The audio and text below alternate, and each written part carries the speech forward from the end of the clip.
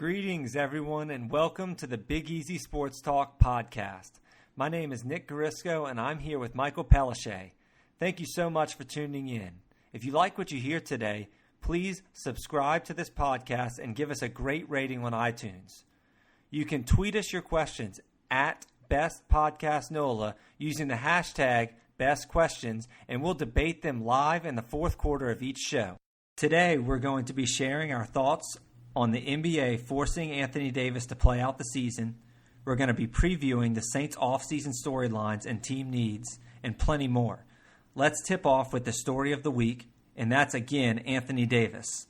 And I want to set the stage here, Michael, because last week we both agreed that the Pelicans should shut AD down for the rest of the year. It kind of led to a great discussion that we had on the last podcast about tanking and whether not playing Anthony Davis after he was reportedly healthy would violate some sort of anti-tanking rules. And we kind of joked around about it. Well, over the weekend, the NBA was not joking, and they delivered a statement. They took a stand on the issue. According to Brian Windhorst, the Pelicans were told that they had to follow the language in the CBA that prohibits clubs from resting healthy players for any high-profile nationally televised game, and shutting AD down will constitute conduct prejudicial or detrimental to the NBA and will result in a fine of at least $100,000 per game. What's going on with all this? It's a good question because even the NBA came out recently, and that was after Windhorst had reported that they were going to get fined $100,000 each game, and the NBA said that they never levied that threat. The whole thing is just very confusing. I certainly don't get it from the Pelicans' perspective. It makes no sense. We talked about this to play them at all. It doesn't serve our interest anymore. And if anything, I think even in theory, let's just pretend that the $100,000 fine was real. If it's $2-3 million for the entire year to sit out Davis and protect our long-term interest, that's absolutely worth it. There's no question about it. It's just like a really expensive insurance policy, really. I mean, you're kind of ensuring that Anthony Davis won't get hurt, and you're just ready to rack up the fine. Yeah, that's worth every penny. Yeah. Of course, if it was that easy, I think the Pelicans would even consider that, but they didn't really take a stance. Are you surprised with the Pelicans' kind of lack of pushback towards the NBA? I wouldn't say surprised. I mean, I don't know what kind of control they have in this situation. I think they're probably pretty upset about it. When I read that statement that they had about protecting the integrity of the game, I was kind of laughing to myself because I was thinking it makes no sense for them. I mean, that's what they publicly have to say, but it makes absolutely no sense for the Pelicans franchise to be playing him right now, in my opinion. And in terms of pushback, I mean, I don't know what they can do. If the NBA, certainly the players have a big hand in all of this stuff, and if the Players Association or anybody in the NBA sort of office capacity whatsoever wants to say that the Pelicans need to play them, I don't know what kind of recourse they have. So you're saying we're essentially kind of screwed here. Yeah, and those words, yeah. Look, again, this could wind up being a non-story if Davis doesn't get hurt or anything like that, and if things unfold exactly as they would have unfolded before. I think it's a pretty big story regardless because it kind of shows Adam Silver kind of flexing his muscles a little. But it seems like, to me, he's just kind of showing his power and kind of just bullying the Pelicans around. And I'm kind of surprised that they're not standing up for themselves and maybe challenging the rule publicly or just refusing to play Anthony Davis because they understand that it's in their best interest and, screw what the league says. Yeah, I mean, I wonder how that would all shake out if they chose to do that. I don't really know. I mean, you know certainly a lot more about law than I do. And I think you had raised a question at some point about, what kind of action could the Pelicans take if something did happen to Davis and they were forced into this by the league. And that needs to be asked. And if that does happen, what are the Pelicans going to do? Because that's going to have serious implications on their franchise if he does get seriously hurt. If that does seriously impact his trade value, that fundamentally alters our franchise's future, and they have every right to be upset about it. I'm certainly upset about it. So let me ask you, Michael, how did this rule come about? I think it probably has something to do with the Spurs back in 2012. It's certainly a different application of it because the Spurs were resting people because they were about to enter the playoffs and they were older players, and They wanted to get their fresh legs before the playoffs hit. And I think that's a completely reasonable thing to be doing, given what we know about injuries in the NBA and given how long the season is.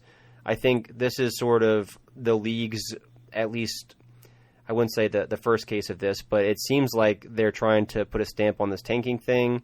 I'm sure a lot of it also has to do with Davis and the public outcry of his agency and everything like that. But I don't really get it, man. I don't understand why the league has to interfere in something like this, and it just perplexes me.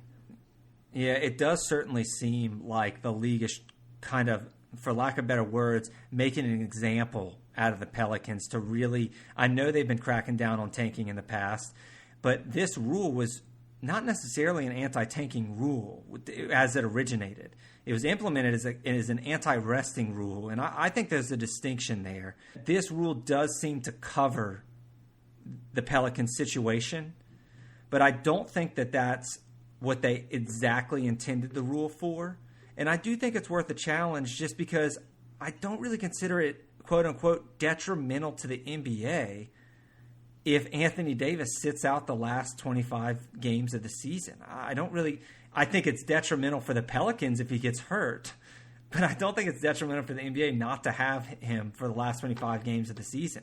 I mean, if you want to play him on nationally televised games because you clearly specified that rule, then sure, that's fine. Yeah. But Michael, do you think we can actually get away with playing Anthony Davis for less than his normal amount of allotted minutes? I really don't know. I don't think there's a clear-cut answer on this because this is sort of, again, this feels almost like a precedent in some ways. And so yeah. They did sit him out the entire fourth quarter of that game, and they did wind up winning, of course, after he played a really, really awesome game. And I don't know. I don't know why it would be any different from, again, this is certainly not the case that Davis being on the bench would help our team or some other player be better than he is, but I don't know how objective it is to say, well, certain players you can't sit, but certain players you can. And certainly, I don't know why it's not within Gentry's power just to sit him. And yeah, he can dress out, he can warm up, whatever, just sit him during the actual games. That seems like an alternative to all of this. I think they'd wind up getting in trouble for it, but I don't see why that's not an option. They're not going to be allowed to sit him for a nationally televised game, in my opinion. That's pretty clearly stated in this rule. Regardless if it's an anti-resting or anti-tanking rule, that much is clear. So any other nationally televised games we have for the rest of the year, which probably is maybe one or two, we're not going to be able to sit him. I think that much is clear no matter what. But in terms of the other games, especially like road games and back-to-backs and stuff, I think that they can play him for maybe half the game. I mean, he was playing like 36 minutes a night before, so I mean, if you're saying half the game, 24 minutes, I think that's reasonable. I don't remember the exact minute count of the game that he played against the Timberwolves, but I will say that I don't know how much they can get away with the road visits, though, because one of the issues is that, and one of the reasons that the league is even making a stance on something like this, is that when stars visit other places, people pay to see them. In the same way that if LeBron came here, I would want to go see LeBron if the tickets weren't so overpriced. And that's something you don't say often about a Pelicans game. But I do think that they will try to protect that. So I think there are all kinds of sort of things that they'll have to navigate to sort of balance their interest of not getting AD hurt, but at the same time making sure that they comply with whatever rules the NBA is trying to enforce. It's just amazing to me the amount of jeopardy that the NBA is putting our franchise in. I mean, if Anthony Davis really does tear his Achilles or something like that, or has some type of really significant injury, it really, really, cripples the franchise, in my opinion. I mean, this is our top asset, and we could be getting so much value for him and potentially another superstar like Jason Tatum. And if he gets hurt, it almost seems like the Pelicans should have recourse against the commissioner in some way, bullying the Pelicans, to start Anthony Davis. That's a phrase that Jeff Van Gundy used when he was calling the game, is that the NBA was bullying the Pelicans, and Gail Benson in particular, and that he was surprised that the Pelicans aren't standing up for smaller market teams and for themselves, of course. And I really do agree with him. I think it's a great point. I really do wish the Pelicans would kind of fight back, and I just hate to see the NBA going down this path that I'm so used to the NFL going down where they have these really, really broad rules where the commissioner it's perfectly within the range for the commissioner to kind of overreach his power and threaten teams like this, and the other teams just have to sit back and comply. I mean, I hate it. I can't stand when leagues do this. I do want to say this though. One of the comebacks that fans might be having here, or they might be at least curious about, is the Pelicans theoretically are still in the playoff race, right? I mean, they're 5.5 games out of the playoffs, and we have Julius Randle, we have Anthony Davis. Now he's playing. And we have Etuan Moore, maybe Peyton will get healthy. We have Kendrick Williams, who's been hot lately, coming out of nowhere, being kind of a little breakout for us. And then we have Jahlil Okafor playing well. We have some pieces in place. Do we have enough to make an actual push? I don't think it's out of the realm of possibility, but I certainly don't think it's probable. I would say that the odds are pretty strongly against that happening. And that's really speaking a lot to how good the West is. It amazes me year after year how good the Western Conference is versus the Eastern Conference. And I don't want to get off topic, but this whole playoff system of 8 teams from each arbitrary conference. I mean, I know there's some geographical reasons for this, but it should be the best 16 teams regardless. And because of the way that it's set up right now, playing in the West, it's hard. And we're 5.5 games out. We won't be playing Davis as much, and we certainly have some good pieces, but I don't think it would be. It's not. I would not expect us to make the playoffs if all else equal. So, yeah, I don't think that's happening. So it's not just as simple as saying like, oh yeah, we just need to catch up 5.5 games. No, we also need some help too. Right.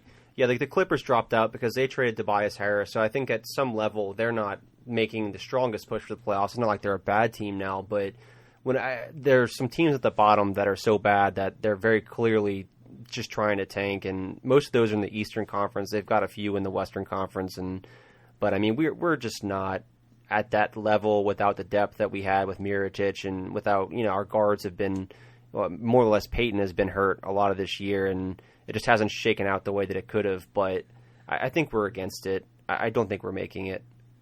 So you think clearly the smarter strategy, even though we have a mathematical chance for the playoffs, is clearly the smarter strategy is to just kind of lay low, develop younger players, and sit Anthony Davis if we can, right? Yeah, I completely agree with that. I think taking is not the word I'd use because, again, I think what you're trying to do is you're trying to develop any piece who you think is going to be here long term. So whether that's Kendrick Williams, like you mentioned, whether that's Drew Holiday, or whether that's Frank Jackson or Sheck Diallo or Jahlil Okafor, I think any of those guys that you think could possibly stick around, I think you develop them, and that's what your focus should be. I mean, in the same way that if you felt like someone was going to leave some sort of organization or business, you would start focusing on who's going to replace them and what kind of resources can we allocate to develop them. I think that's the right avenue to take.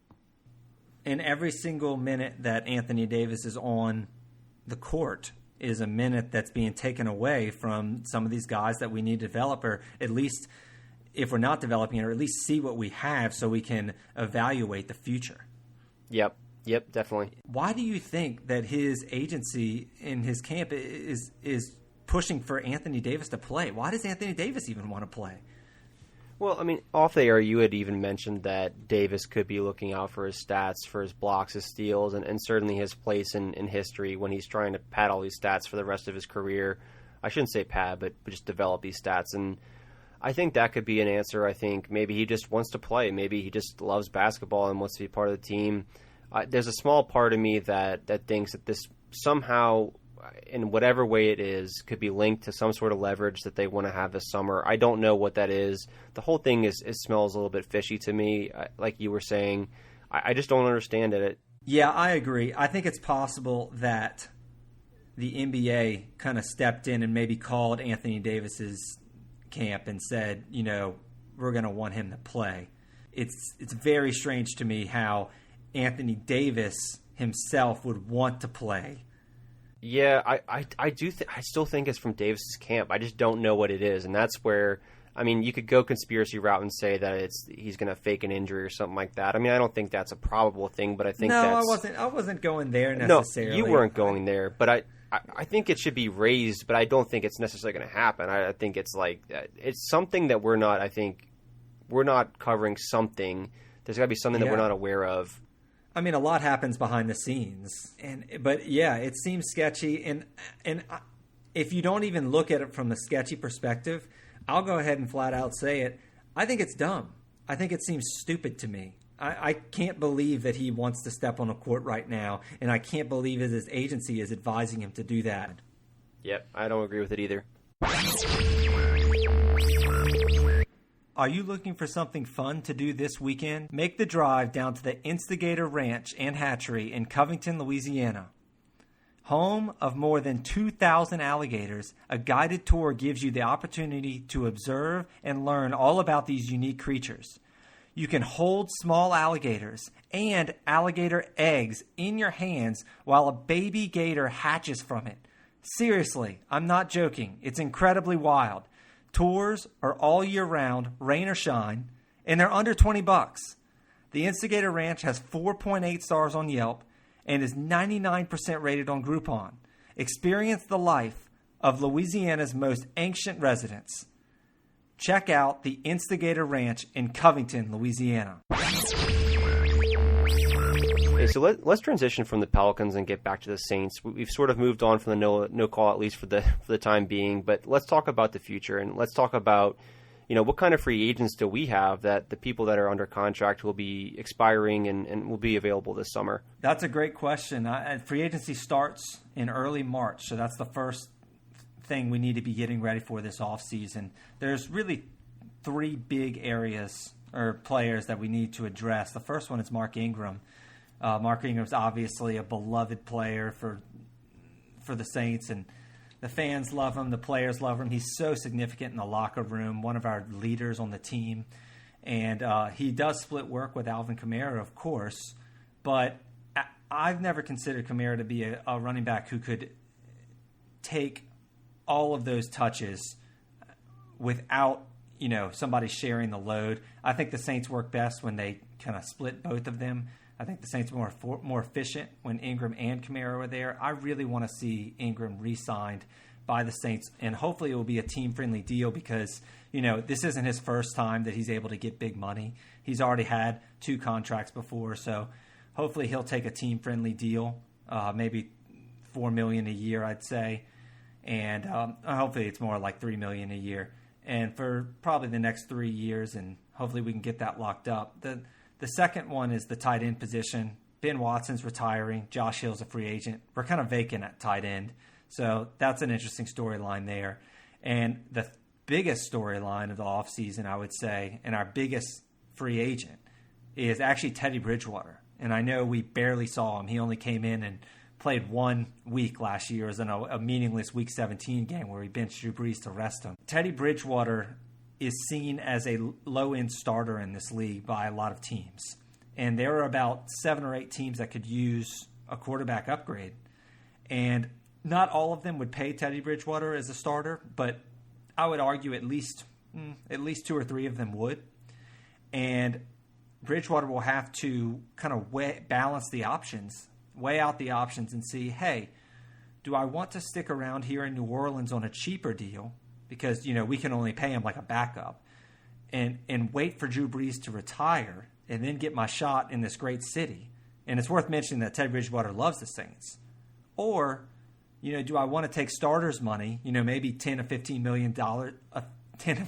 million a year and play for, a worse team and actually be a starter in the NFL like I know I can? So Bridgewater will have to, evaluate those options, and that's something that the team is going to – that's a tough question to answer for Bridgewater. I hate that he's a free agent this year, and whatever they do, it might kind of shed some light on what Drew Brees is going to do and how he's going to play out his contract before he retires.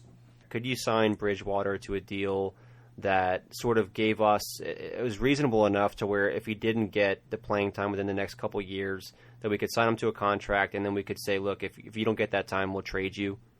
I think he might have conversations with Drew. I think that Drew will have conversations with Peyton and Loomis about, his plans. It's possible that Drew will just want to retire at the end of next year.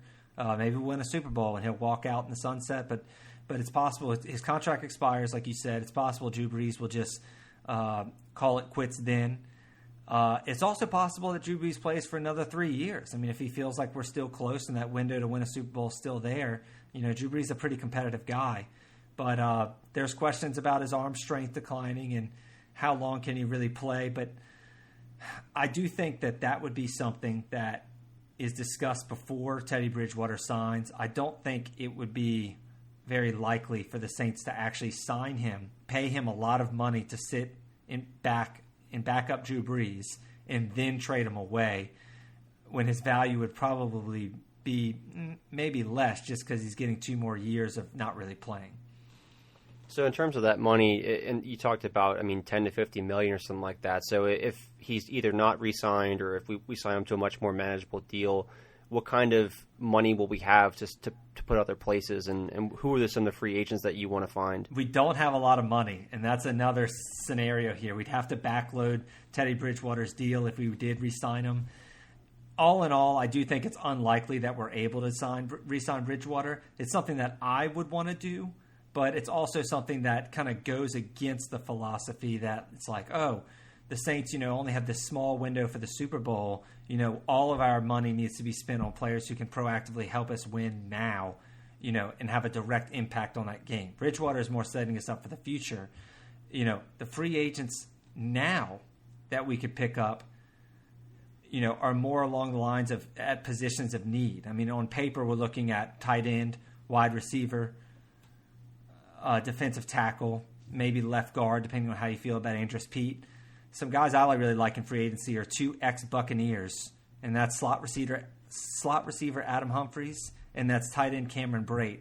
I'm going to be really watching them this offseason because I would really like them to be in a Saints uniform next year. I think they would improve our offense big time. And this year, I will say this, it's a great year for free agent pass rushers and defensive linemen. So I think that helps the Saints a lot. So, you talked about free agency already, but in terms of the draft, I think we had given up something last year in terms of one of our draft picks. That was a pretty good pick. What kind of draft picks do we have available? Yeah, we gave up our first rounder last year to move up to select defensive end Marcus Davenport. And so we don't have a lot of draft picks. And, like you alluded to earlier, we also don't really have a lot of salary cap space. We're projected to have $1.8 million to spend cap next year. Now, the cap is expected to rise to about $191 million for each team. But we're projected to only have $1.8 million to spend. And, that's just going to be very tough for the Saints to work. And Mickey Loomis will work his magic. He will, backload deals. He's kind of known for, finding a way to work out these finances to where it may hurt the Saints in the future, but we can get these players now. And that kind of fits with the philosophy that we're going for now. The good news, Michael, though, is that the rest of the NFC South is really broke too. The Falcons only have projected $1.1 million to spend. The Bucs have $4.5 million. The Panthers $2.5 million. We have the poorest division in the NFL. Before we start the next quarter, guys, there's a difference between having insurance and actually being insured. If you want to feel secure about the things you care about most, State Farm agent Josh Lorando will have you covered. Over 10 years of experience, quality customer service, great communication, and no gimmicks. His branch is located right here in Mid-City, New Orleans, and he's my go-to for auto, homeowners, life, flood, and renter's insurance. Seriously, I don't advertise anything I don't use personally, and I'm one of his many satisfied clients. Do something today that your future self will thank you for. You can email Josh directly at josh@sfmidcity.com for a quote, or you can find him on Facebook at Josh Lorando State Farm Agent. Josh Lorando State Farm Agent. Let's shift gears back to the Pelicans. The Pelicans made a few moves at the trade deadline. Let's shed some light on these moves. And first, I want to give you props. You wisely predicted in last week's episode that we were going to deal Milicic, and that's exactly what we did. And we did get back Stanley Johnson in return from the Milwaukee Bucks. Was that a good deal for the Pelicans? It wasn't what I would have wanted from Milicic. I think you look at the trade, and certainly it's based around Stanley Johnson and the picks. I think it's ultimately about the picks. And I also think they were trying to take a chance on Stanley Johnson. This is a guy who was taken pretty high in the draft. and he really hasn't panned out with Detroit. I don't love Stanley Johnson as a player, so that's part of my hesitance with this. But also, I really would have liked to have a first-round pick. But, I mean, maybe the market just didn't have it, and I'm at least certain that they explored that, and it just wasn't quite what I would have wanted. So you don't really like him as a player. Does he fit in our system well? I don't think he's a great offensive player. I think, in fact, he's a pretty bad offensive player, and he has been really for the entirety of his career so far. He is really, really young, and sometimes there's something to the adage that young players, you just don't give up on them. And they're full of potential, and even if they haven't shown anything, maybe they turn a corner at some point. So there's something to that. He just seems to be way more confident in his offensive abilities than he should be. He's traditionally shot very poorly. He's bad from 2. He's bad from 3. I don't think he has a particularly good handle. There's just not a whole lot there that I like on the offensive end. So he's one of those guys at the rec that just starts jacking up threes when he's got no skill? Is that what's going on here? He reminds me a lot of Solomon Hill on offense. I think he's got... Oh, no. Yeah, and Solomon Hill, I get the chance that they took on him, and I think this is a similar chance, but with much less risk, because obviously Stanley Johnson isn't, we're not signing him in the offseason for this or anything like that. I think there's some potential defensively. He's a really good athlete. He's got a really solid foundation for all those kinds of things, and certainly maybe the instincts to become a very good defender. But I don't think it was a bad trade because he wasn't the centerpiece, but I would have liked to have had another player that we took a chance on instead of him. And we were able to get 2 second-round picks, right? Yeah, we were. And again, the second-round picks, for those of you who are not familiar with the NBA, it's certainly not – they're not home runs by any stretch of the imagination. In fact, they're really often – you're really – throwing darts at the board there and just hoping that something sticks. But the more assets that you have, the more you can package in trades from here on out and stuff like that. That's true. And that's where we should be, is we should be collecting assets and doing the best we can to get as many as we can. And when we need to cash them in, we can cash them in. We also made another deal, the Markieff Morris, and you're gonna have to help me understand what exactly happened here, because we traded for him, and then I read that we waived him. We cut him. So what happened?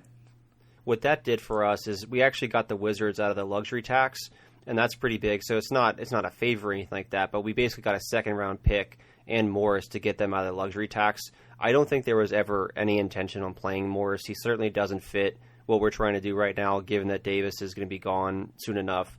So I think it was purely a move just to get a second-round pick for taking on a little bit more in salary. So they added, whatever, like $1 or $2 million in salary and then got a second round pick out of it. And I think that was purely the purpose of it. And I think it had nothing to do with Morris.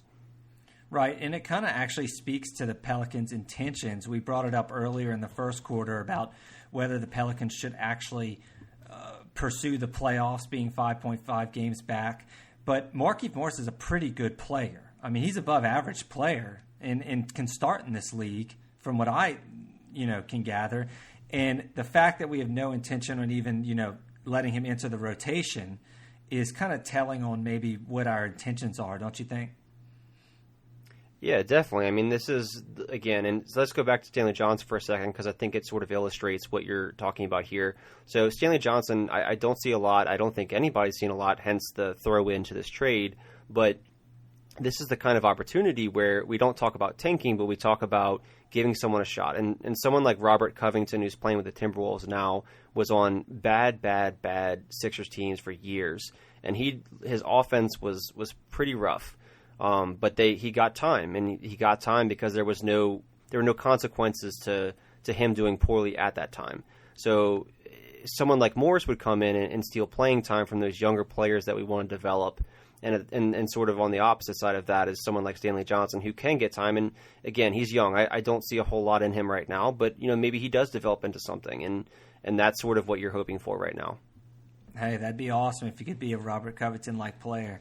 I know he doesn't have the shot that Covington has, but at least maybe from a defensive perspective, if he can be, really half as good of the player as Covington is offensively, then that'd be a win for us. Our fourth and final quarter of the show is our Best Questions segment, where we tackle your best question. Reminder, you can tweet us your questions at BestPodcastNola using the hashtag BestQuestions, and we'll debate them live in the fourth quarter of each show. Our first question is by Joshua Gass from Denham Springs. He wants to know, what's on your sports bucket list? Michael, give it a shot here. What do you have to see before you die? Well, that's a little extreme, but I'd say I definitely want to see the Olympics. I'd love to. I think that would be a really good experience. And summer or winter? Oh, that's a good question. I guess it depends on the place. I'd like to do winter. I'm kind of a weird guy. I like cold weather more. Granted, we live in Louisiana. What events are you looking for in the Olympics that you want to see specifically? I don't know why. I think speed skating is really cool. I remember when really Paulo Antonono was really good. That was really neat to watch. I forgot about speed skating. That's a good one. And all the skiing and stuff too. I mean, it's crazy what they're doing. I mean, these people are just so athletic, and it's absurd. It would be awesome to be in the stands when you see these guys do these high jumps and doing all those tricks and stuff like that, and just being that close to it. You could really get a perspective on what they're doing, how incredible it is, that I think TV doesn't even give you. What else do you have? Yeah, I think the World Cup would be pretty awesome too. I mean, those are certainly my top two. Yeah, the World Cup would be amazing.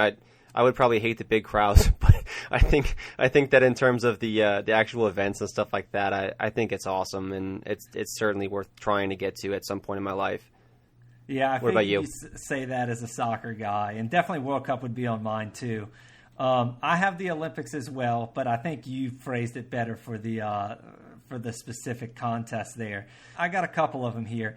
Some are specific and some are just major events, but I got to go to the Masters, before I croak. And I think the Kentucky Derby would be really cool. I think Wimbledon would be really cool. And then the very specific team-related ones, rather than just general events, I want to see, my Duke Blue Devils play the Tar Heels at Cameron Indoor Stadium. So Duke UNC at Cameron Indoor. I think that's a must. And then my last one is kind of a weird one, but just lately, I've been getting into playoff hockey, and seeing the Nashville Predators, seeing that atmosphere for those playoff games, that's something that I have to experience. And I'm probably going to do that one, probably in the next 1 or 2 years if I had to guess. You got to see these Predators games, man. I mean, they are intense. They got people lined up on Broadway. It's unreal. And I know hockey isn't something that a lot of people would put in their bucket list, but going to a playoff Nashville Predators game that's up there for me. I mean, that's probably in my top 5 for sporting events, along with Duke UNC, the Masters. I'd say I agree with you on the World Cup, and maybe the Kentucky Derby. Yeah, I think that you nailed it on the environment, because you're talking about the Predators and stuff like that. I would want to go anywhere really where the crowd is that into it. So certainly a playoff game would fit that. But I also think you could even go NBA. You talk about Golden State. You talk about Portland and those kind of environments. Anything like that. It's so infectious, and they're just so fun to go to. Our next question is by Alex Lorando out of Baton Rouge. How does David Onyemata's recent arrest affect the Saints? Well, Onyemata was one of the big reasons that the Saints had the second-ranked run defense last year. I mean, we were stellar against the run last year, better than I think we've ever seen in the Sean Payton era. And we had, Onyemata is not technically a starter, but he's a key rotational player. He gets about 35, 40 snaps a game. And, Sheldon Rankins tore his Achilles, as we discussed last podcast. He could start the season on the PUP list, missing the first 6 games. It's possible he's not ever really right, next year. So there's a big need at defensive tackle. And then Tyler Davison, the other rotational defensive tackle that we have, another good run plugger, he's a free agent. So all of a sudden, if Onyemata is suspended for 1 or 2 games and Rankins misses some portion of the season because of his injury, and we don't re-sign Davison because he's a free agent, all of a sudden, there's a big open gap, literally and figuratively, at defensive tackle. And we're going to have to fill that. And I want to get your opinion on this, Michael. It's interesting. It's a really interesting scenario because Onyemata was found with marijuana in his home. And it wasn't enough marijuana to be of the threshold for a more serious offense. You know, New Orleans has the city ordinance passed in 2016 that any person over the age of 17 with less than 2.5 pounds of marijuana on their person or in their home is only a $40 fine for your first offense. $40. That's less than like a traffic ticket, really. It's actually a lot less than a traffic ticket in New Orleans. But it's a $40 fine. So Onyemata was he was caught with marijuana in his home, and the police determined that it was only for personal use. He wasn't dealing or anything like that. And Onyemata was cooperative, and he was given a misdemeanor summons for a future court appearance, which is, that doesn't mean he wasn't taken into custody. He wasn't arrested or anything like that. He just has to appear for a court date and kind of enter his plea, basically. So my point is that now that a lot of these states are decriminalizing marijuana, it's going to be really interesting to see how the NFL plays this because, they've been so strict on marijuana in the past. And now all of a sudden you have some of these states where marijuana isn't even, recreational marijuana isn't even illegal. And some of these states, it's even more strict than New Orleans.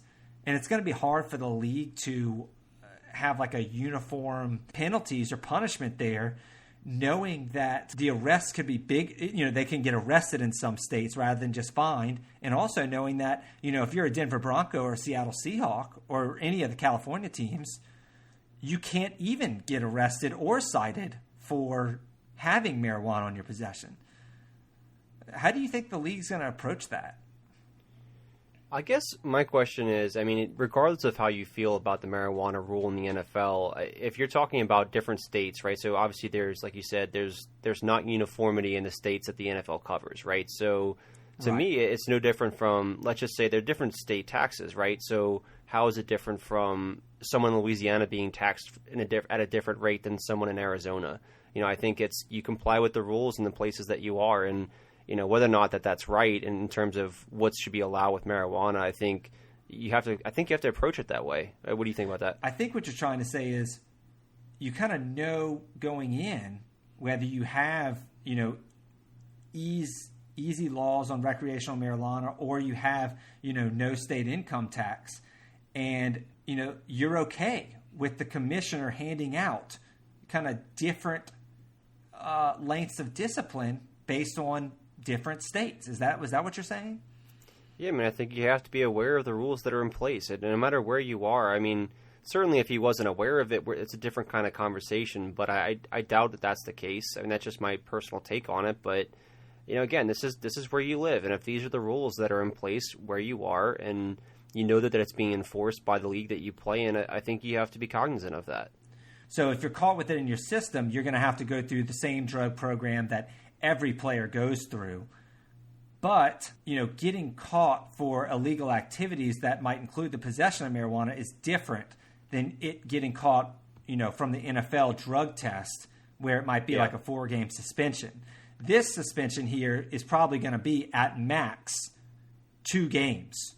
So I think it's important for people to understand that, is it really fair for Onyemata to get suspended 2 games for something that if any Denver Bronco or Seattle Seahawk did the same exact thing as Onyemata, they wouldn't get disciplined at all because they never would have been fined or arrested or anything like that? Yeah, it's not necessarily fair, but I think it's what's in place. So, yeah. All right. Yeah, I just wanted to get your take on that. Onyemata is a great success story. He moved from Nigeria to Canada at the age of 19. He had never played football until he was 19 years old, and we drafted him in the 4th round. Now he's developed into a very solid contributor. So I'm hoping that, this suspension isn't lengthy and it doesn't derail any of his success. And our next question is from Patrick Feast out of Mandeville, Louisiana.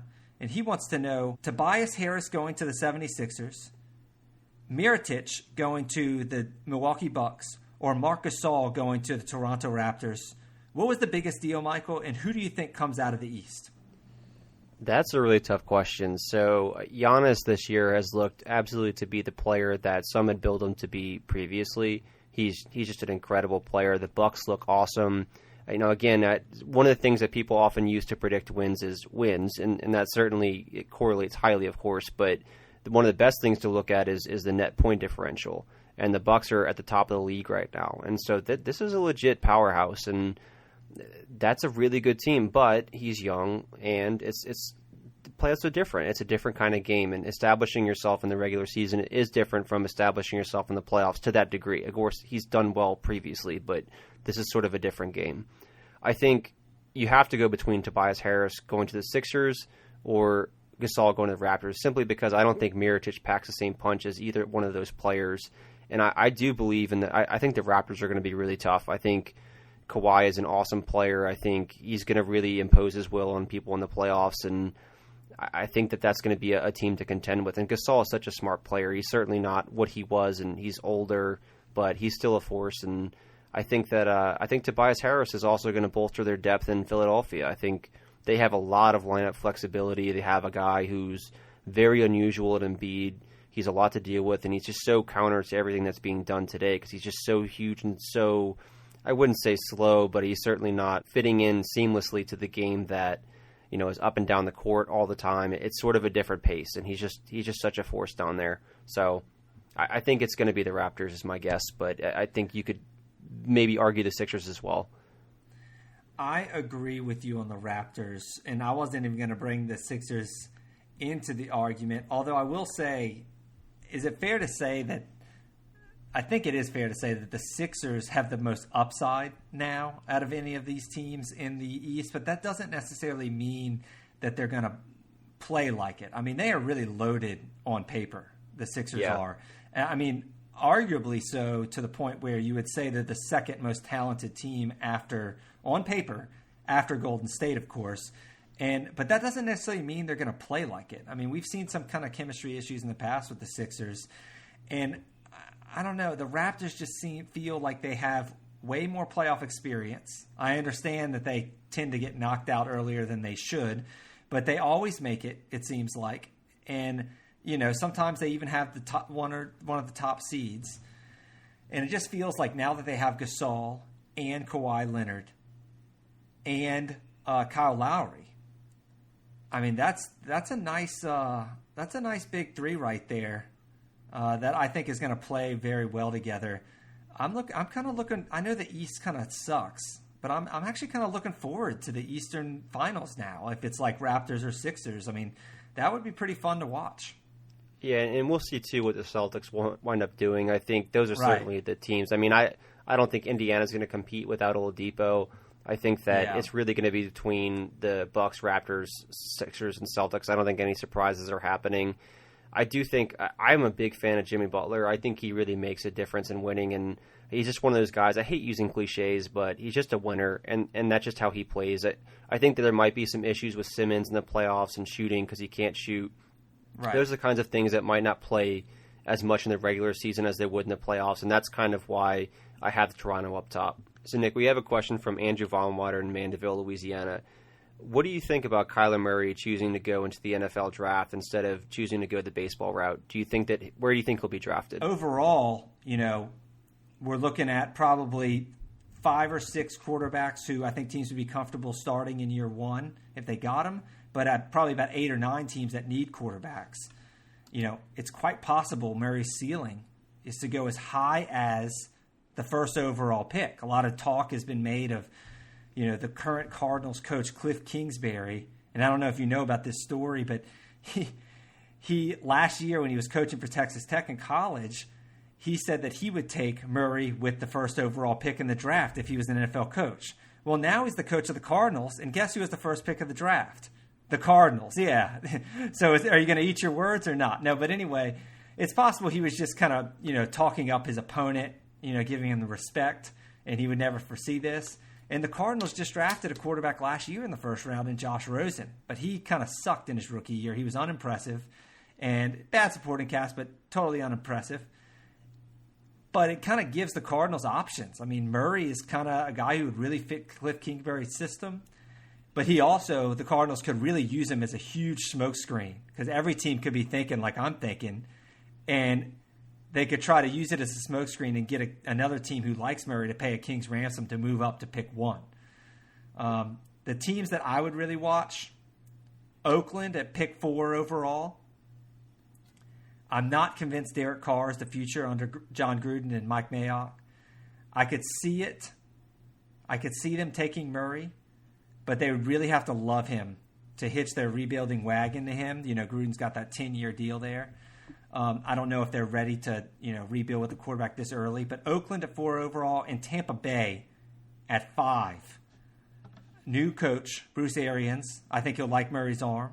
I'm not buying the team hyping up Jameis Winston. I don't think he's their answer at quarterback. I think Tampa Bay is a dark horse to go quarterback at top 5. People ask me about the Giants. I don't see GM Dave Gettleman. He's kind of old school guy. I don't see them wanting Murray. Jacksonville at 7. They need a quarterback. Blake Bortles is terrible. But I see them being more interested in Dwayne Haskins or Nick Foles this offseason. Coughlin also doesn't seem like the type that would go for Murray. And then Denver lastly at 10 overall. I kind of see them targeting Drew Lock as their QB1 and not Murray. So to me, I'm really looking at Oakland at 4 and Tampa Bay at 5 if the Cardinals, assuming that that's a stretch that they would take them at 1 overall. Cincinnati, Miami, and the Washington Redskins would kind of be like his ceiling. His floor, the furthest he could fall back to. I will say this, though. We don't really get into gambling a lot. But right now, one of the best lines in Vegas, you can't beat it. Vegas over-under on Murray right now is pick 9.5 overall. I would bang the under. I think that is as sure as you can get. Nothing's a sure thing in Vegas, but I think that's as sure as you can get for an NFL draft bet in Vegas. I think that he is going to go under or before pick 9.5 overall. If the Arizona Cardinals don't make the bold move for him at pick 1, keep an eye out for the Oakland Raiders at pick 4 or the Tampa Bay Buccaneers at pick 5. And that's the end of our fourth quarter. If you like what you heard, make sure you become one of our best friends by subscribing to this podcast and giving us a great rating on iTunes. You can also follow us on Twitter at BestPodcastNola. Thank you so much for listening, and thank you to our sponsors. We'll be back next week. Tell all your friends, who dat?